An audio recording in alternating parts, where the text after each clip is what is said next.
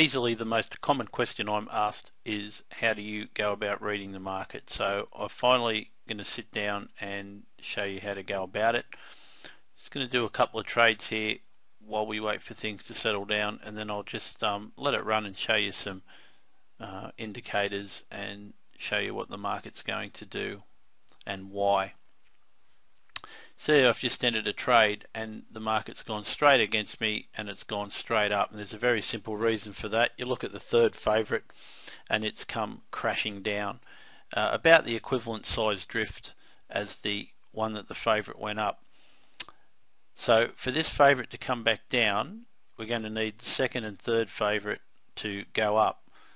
So we've already seen the third favourite go up there from 4 up to 4.8, 4.9 just about, and the second favourite's still coming down. So you see the favourite is still just sitting flat there because one of those moves is cancelling out the other.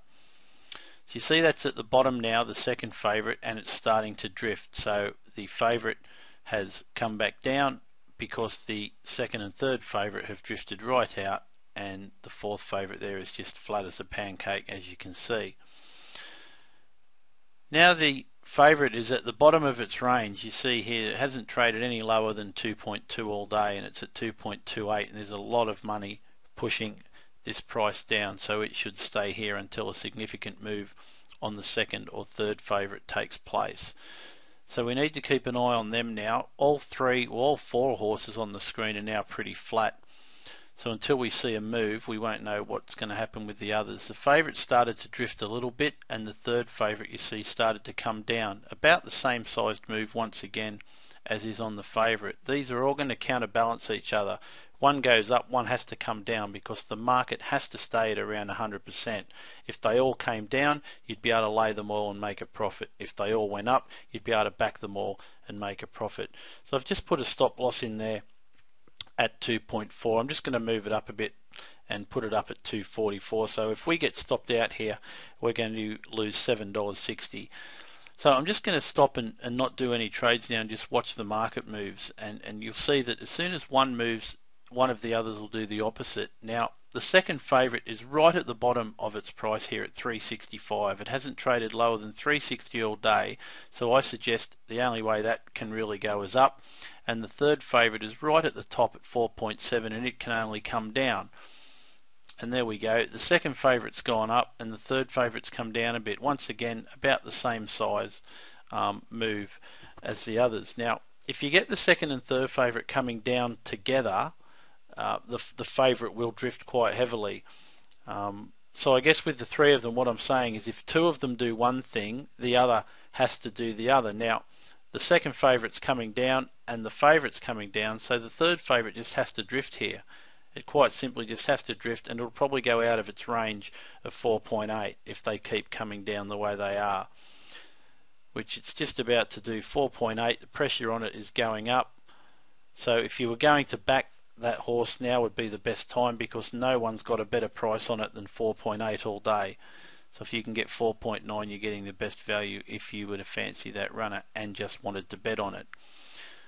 But you see that this second favourite is still coming down, so the third favourite's still drifting, and the favourite is just flat. It's doing nothing because those two are counteracting against each other.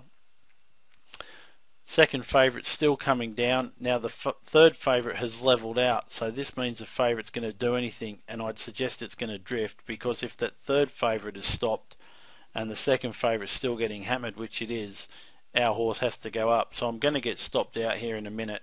There's good money building up on the lay side on this favourite to make it drift. The third favourite has stopped and started to come down, so there's really only one way that the favourite can go here, and that's up. So we'll cancel that 191. We're going to get stopped out, and the race is about to start in a few seconds anyway. So there's our hedge figure. So we get stopped out there, $7.59 loss.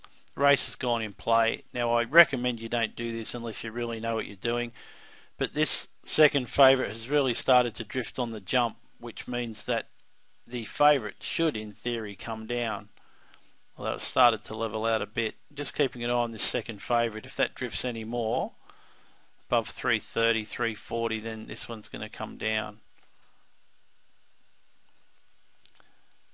I'm not going to spend too long doing this. There it goes, up to $3.80, $4 the second favourite now, so it comes down. So I'm going to get out at $2.18.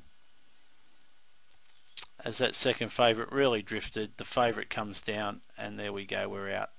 $3.35 profit. But that's how you read market moves. Just watch 3 or 4 horses together, and often you can see one move a few seconds before the other one does the opposite.